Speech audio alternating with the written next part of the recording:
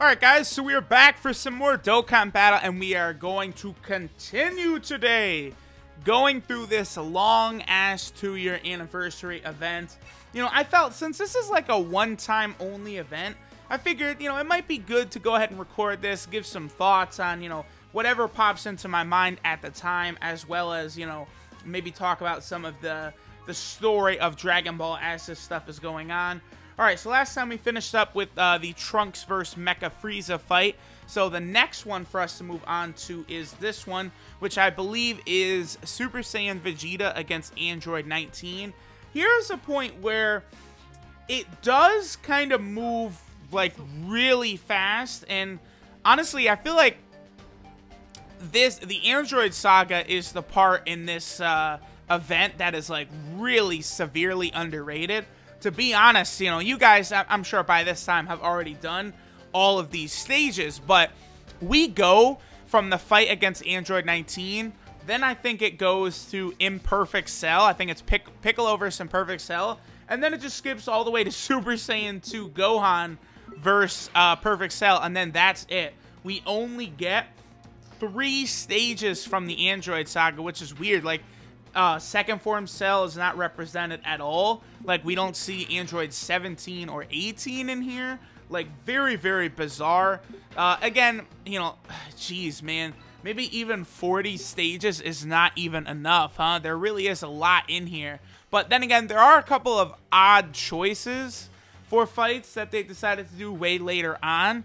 And of course, I totally understand why. But they do kind of prioritize a lot of the fights in Dragon Ball Super more so than a lot of these, like, maybe earlier Dragon Ball Z fights. Now, of course, this moment right here, when Vegeta first goes Super Saiyan like this shit was, like, jaw-droppingly awesome. I remember being, like, in awe, like, holy shit, that was fucking badass. This man Vegeta just coming out like that? Like, shit, yes, bro. Okay, so, like, nowadays, I really, really prefer the subbed version of Dragon Ball over the English dub. Like, you know, Chris Sabat is awesome. Sean Shimla as Goku is great, although I hate him as Goku Black. Sean Shimla, I feel like, does not understand, like, the character of Goku Black at all from what I've seen. Hopefully, once they actually get there in the dub, he's able to clean it up and, like, you know, really do Goku Black the justice that he deserves. But, like, there's certain moments, even though I'm basically, you know, the subbed version of Dragon Ball right now, there's moments where it's like, I'll watch it subbed, and it's like, I get that yearning. I want to watch that dub, you know, the one I grew up on. You know, the moment where Vegeta first goes Super Saiyan, the moment where Gohan first goes Super Saiyan 2, what's another moment that, like, I really, really prefer dubbed? Okay, it's a little weird, but a lot of the scene when Piccolo is interacting with Super Buu on top of Kami's Lookout is, like, some of my favorite part of Dragon Ball. Like, Piccolo is there on Kami's Lookout, and they're fucked, right? Because, like, Super Buu could instantly just annihilate all of them completely. And Piccolo has to kind of navigate, like, holy fuck, okay, I need to convince this guy to give us a little time to prepare Goten and Trunks to fight. And, like, he just has to do all these mental gymnastics with Buu. Like, I really wish we could get, like, some sort of scene and moments like that in Dragon Ball Super. That shit was so golden. That was what? I mean, that was a good 2 episodes where, like, you know, Piccolo has to be like, all right, well, Buu, chill out, fam. You know, there's still tons of people you can go kill on Earth. And it's like, okay, Piccolo buys them, you know, what, maybe a minute before Buu completely eradicates all the people on Earth. By the way, that is another good point. Like, you would think that Buu doing the human extinction attack would, I don't know, maybe have a stronger fucking card in this game, because the human extinction attack Buu is basically a free farmable unit. That's the one where you get the Fat Buu from the Kid Buu event, and then he Dokkans into a Tech Super Buu, who is actually very useful in the Super Saiyan 3 Gotenks boss fight. But outside of that, or maybe like some sort of like free-to-play, you know, type thing, like maybe if you're going up against LR Frieza, I believe the 4th stage of LR Frieza is a agility type, so maybe you could use Super Buu there. And like his passive, he does give himself ki, so you know, even though he's not going to link with, probably what you're going to be using is a couple Saiyans there. I don't know. Shit is crazy. Life is crazy. I think they should make a good you know, Super Buu card. That's all I'm saying, okay? I'm just saying. Speaking of Super Buu, let's talk about something that has nothing to do with Super Buu. Cell-chan right here, who's about to get obliterated by Super Kaioken Goku. Now, I really do hope, again, I've talked about this a couple times, but I really do hope that JP gets Super Kaioken Goku and the STR Paikuhan sooner rather than later. I would prefer both versions get everything. That's another reason I'm not really the biggest fan of this JP versus global nonsense that we've got going on right now. Like, you know, I'm talking specifically about the event.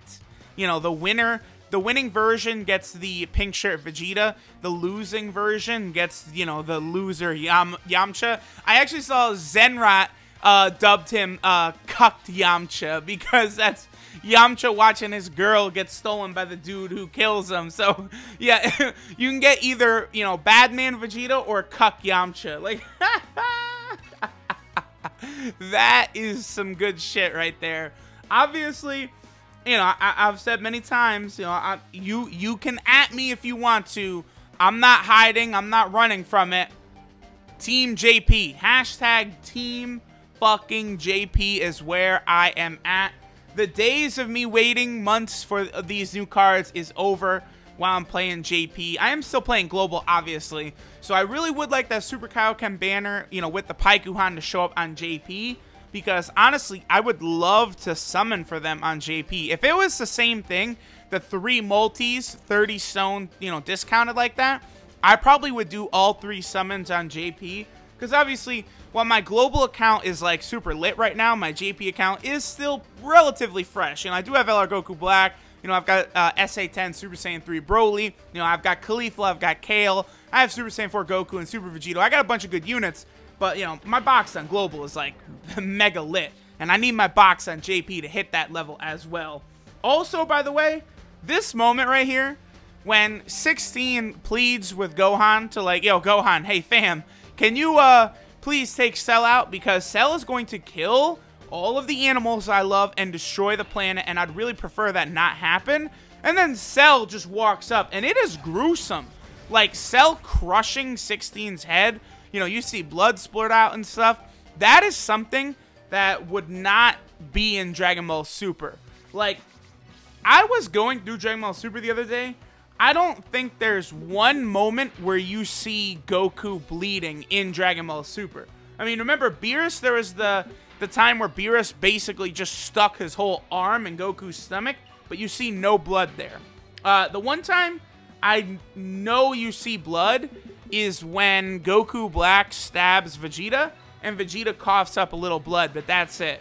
You know, obviously, the reason is because Japanese censorship laws are a lot stricter from what it used to be back in the day when Dragon Ball was first airing. I mean, you gotta remember, the Cell Saga first aired on Japanese TV. That was like 1993. Yeah, I think it was 93 when Gohan went Super Saiyan 2 against Cell.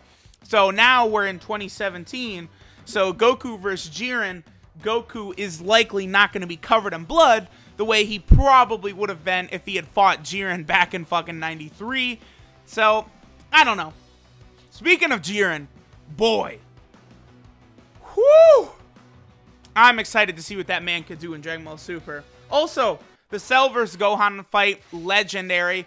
Maybe my favorite fight in the series. Either that or Goku vs. Piccolo in the tournament at the end of Dragon Ball. Here, let's have Mr. Super Optimal himself, Paikuhan, finish this off, right? Paikuhan gonna give Cell the business like usual. See, another thing, they probably could have given Cell 2 fights against his perfect form right here, too. but whatever. And they also are pitting us against the SR, you know, physical cell. Very odd choice right there. Oh! I don't care what the circumstances are. Paikuhan just crit for 1.2 milli! You think I give a fuck that it was against like a damn SR unit in this stage on normal difficulty? No, fam! Paikuhan hit for 1.2. This is what? Oh. Paikuhan is at minimum my third hardest hitter on my strength team too, because obviously Super Saiyan 4 Goku and Gogeta hit harder, and the Super Saiyan 3 GT Kid Goku probably would hit harder if he was at SA10, because remember, you know, he gives Super Saiyan 4 Goku that absolutely massive buff, but that buff is applied to him as well. Like, it's not just Goku that gets 10 times stronger, you know, that Kid Goku, it's not just Super Saiyan 4 Goku who gets 10 times stronger by being linked with the Kid Goku, but it's also the fact that Kid Goku gets ridiculously powerful from being linked with Super Saiyan 4 Goku. So, like, if you have that man at SA10, he's gonna hit like a fucking truck, especially if he goes Great Ape. I mean, I'm sure at SA10 he could do well over 1 million in Great Ape. Hell, he could probably touch 1 million, you know, just in his, you know, normal form if you have him at SA10. I do actually have one dupe in him in his top left path. So he has the ability to do some crits. Obviously, you know, his crits are only, you know, what, like maybe 200,000, something like that, which isn't really that impressive. But any little bit could help when you might be, you know, doing a fight where you have like a type disadvantage or something like that. Like if I want to do some sort of run through boss rush with my squad, you know, there we go. The fact that the Super Saiyan 3 Goku has crits would help at least once. Now, here's a fight that really, obviously, I think does not deserve a spot, is Great Saiyaman versus Videl, especially when you consider that this isn't really a fight. I mean, I have to assume, basically the moment they were taking this from is the anime filler episode where Gohan is trying to rescue, remember the little baby dinosaur that gets captured by the circus? That basically is that moment. Is it worthy of a stage in here? I would say no, when there's no stages with androids, you know, 20, 16, 17, or 18. Do I think Android 18, Bay-teen, deserves a stage, like a boss fight stage, more than fucking Videl in here? Yes. Although, do not get that twisted, do not get that confused that I'm hating on Videl, because I am a Videl hate-free zone, okay? Videl is awesome.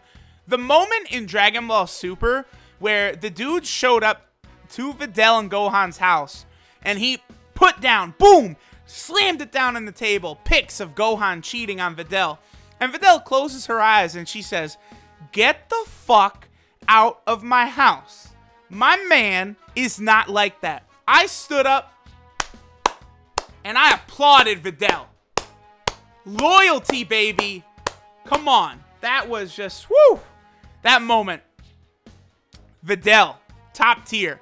Videl is a top tier waifu. Never forget. Never fucking forget that this dude popped down pictures of Gohan cheating, which was not his fault. The girl basically jumped on him. Like, Gohan didn't want none of that. Gohan was not cheating. And she instantly knew. And she was like, "Get the fuck out of my house. How dare you disrespect me and my husband like this?" I was like, oh my goodness. Yes. Dragon Ball Super is providing us with some good stuff. You know, obviously, there's some not great moments in Dragon Ball Super, let's be honest.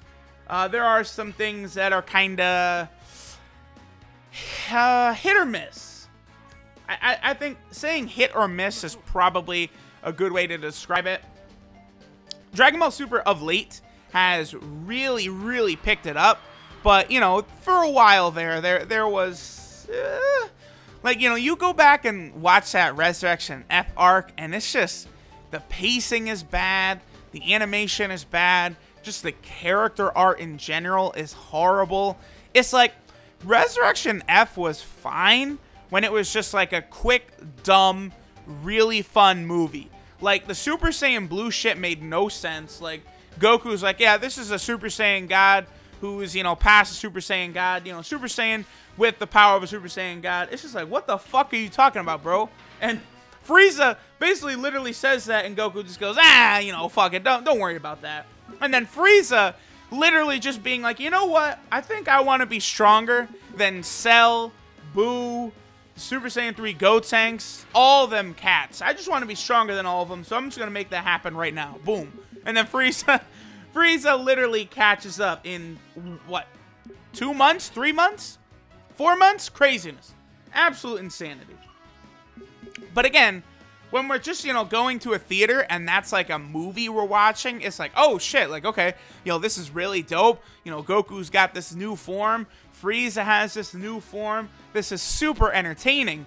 But,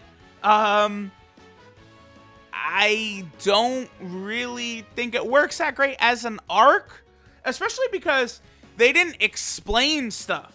Like, they really should have gone in depth with Frieza's training. I'm sorry, but that's such a hard pill to swallow, Frieza jumping past all those people.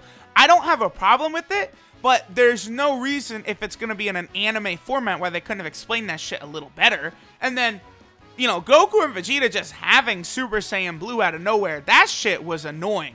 Because in the anime, you are following them right up to the moment where they go to the battlefield, and they bust out Super Saiyan Blue, and you're like, where the fuck did they have the opportunity to learn this? We've been watching them nonstop. By the way, this looks like this should be art for a Trunks in the game, by the way. There's only like one base form Kid Trunks in this outfit. It's very odd. Like, or this Goten. I think this is the only Goten in this game, like, in this outfit like this. They also give this Goten away as a reward.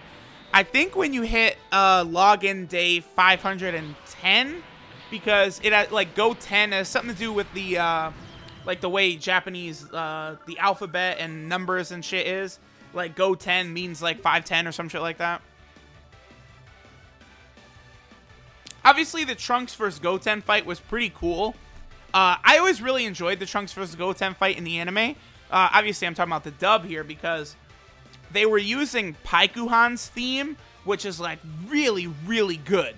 Like, in the dub, like, when his theme was playing while Goku and him were fighting, when he absolutely dusts Cell and knocks Cell into the pool of blood and fucks Frieza and King Cold up instantly, like, that Paikuhan theme is playing. Like, you know, I guess, you know, everyone gets so triggered that I call him Paikuhan, even though that's his fucking original name.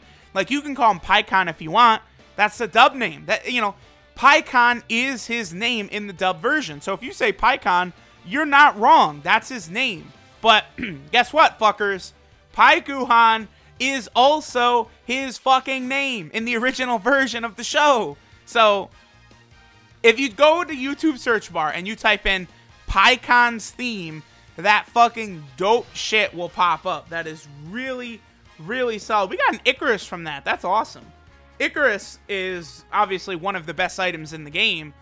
Being able to reduce damage by 35% for 2 turns. Like, fucking baller, baby. Also, this 100% Vegito in the dupe system. Yes, please. Alright, so here, of course, this was that legendary shit. Super Saiyan 2 Goku versus Majin Vegeta. This is like the stuff everyone wanted right here. This is what everyone wanted. This was also one of those bad things. This is more so a problem in the manga, not really in the anime. In the anime, they fleshed this fight out quite a bit. But in the manga, most of Super Saiyan 2 Goku versus Majin Vegeta does actually take place off screen. You know, so you don't see very much of it at all, as Vegeta does a great deal of damage to Goku, and that allows Boo to be resurrected. It's like, unfortunately, you just don't fucking get to see that shit. But in the anime, they did really flesh the fight out. That's like a Naruto problem right there, where Naruto would have these, like, legendary battles, like, oh shit, Hashirama and Madara are gonna fight, oh yeah, and it's like, you know, we saw maybe 15% of that fight. It's like, you gotta be fucking shitting me. Like, you know, Super Saiyan 2 Goku versus Majin Vegeta, in total, we probably saw maybe like 70% of the fight. You know, 65, 70, 75%. Probably somewhere around there. That's about the percentage of the Goku versus Majin Vegeta fight that we actually were able to witness. But again, like, Madara and Hashirama, we see, like, under 20%. And it's just straight trash. That is straight trash, homie. By the way, this sexiness right here. Woo!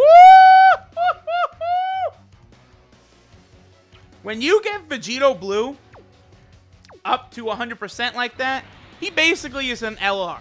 At that point, it is just a parade, a flood, a rainstorm of additionals, crits, massive damage. This is where Vegito Blue is ridiculous. That's why people are literally like, cum is bursting out of their bodies, hoping that Vegito Dokkan's into LR Vegito Blue. I do not think that will be the case because, again, Bandai wants money. Bandai cares about money. And there's not a lot of money in them giving already one of the strongest cards in the game a free awakening into LR to make him even more godlike. I just do not see that shit happening. And here, this is the best, okay? This is also better in the Japanese version, by the way. Vegeta goes on like this 4-minute speech about how, oh, I was tired of, you know, living on Earth and I grew to love my family and I enjoyed Earth and fuck all that. I'm evil and I love it. I'm back to my old ways. I love it. The power is great. And Goku just goes, hold on, wait, hold on. Are you sure about that? And that's it. Goku takes his surname. Goku sons Vegeta. Vegeta goes on this 5-minute speech. And Goku just goes, are you sure about that? And it's like, oh my god. Like, yeah, Vegeta got wrecked right there. Because it's like, Vegeta, you bitch ass. You know you're lying. Hey, Vegeta, tell me this. You know, if you're really so happy being back to your old ways, boy, why did you just blow yourself the fuck up? Explain that one to me, Vegeta. But yes, obviously, obviously Vegeta, I don't know. I guess he just, no matter what, had to get that rematch with Goku. And he got himself sent to hell in the process. So, good job, Vegeta. Although it does, obviously, all work out in the end. Die I will, but I won't go out alone. Gonna blow myself up, fam. The final explosion, obviously, another really awesome moment. I think I do... The dubbed version doesn't do justice to a scene that happens just before Vegeta blows himself up, where Vegeta and Piccolo are discussing what will happen to Vegeta in the afterlife. The scene is just somewhere between 15 to 20 times more emotional in the Japanese version.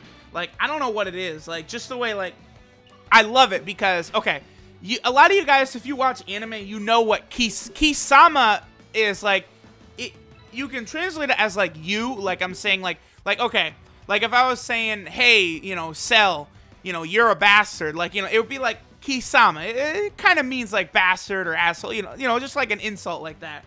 And I love how Piccolo figures out what Vegeta is gonna do.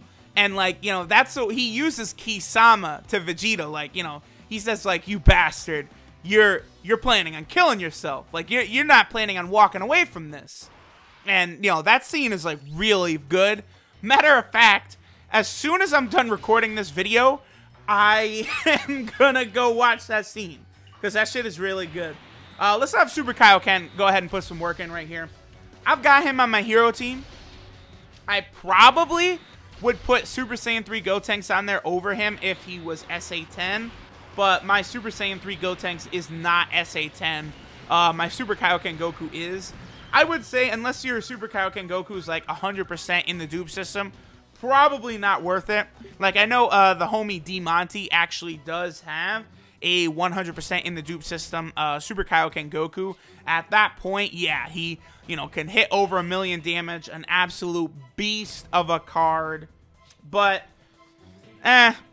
mine is only, I don't know, he's like 50%, 60, he's like 64%, something like that in the dupe system. Also, by the way, I never understood why they chose this picture of Vegeta in his Saiyan Saga armor as, like, the background for the final explosion Majin Vegeta art. Like, what? That's where you go, bish, what? Hey. Am I a rocket scientist? No. Also, I love how many agility medals we're getting. We'll do one more stage. Meet Vegito. This will be the last stage we'll do, and then we'll finish up the video for today. I love all these agility medals I'm getting, because obviously I used a tremendous amount of them to get my Pikuon to SA10, and the World Tournament Reward Vegeta card, the Super Saiyan Vegeta, I will be grinding his SA up to 10 as well, which will require a lot of Agility Awakening medals again, so it's a really good thing that I'm getting a bunch of these while recording this. So this is working out great. You know, I'm building up my supply of medals, which I really need while recording this, you know, for the channel so you guys can watch.